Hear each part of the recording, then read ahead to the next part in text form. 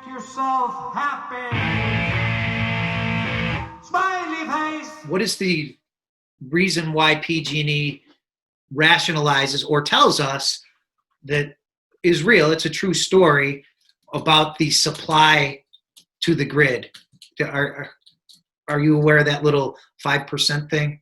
How does it? They only have X amount. So, I mean, when you're talking about supply and demand, the demand is so high in the summer that they need to be careful with rationing the power that they do have. And so the only way they can really do that effectively is financially as a deterrent by charging higher rates. So if people see that their bills are getting higher, then they're hopefully going to be more conscious of how much power that they're using.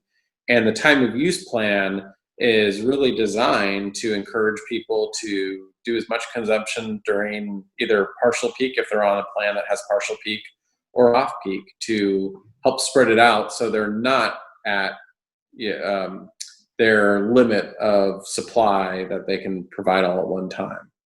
Make yourself happy.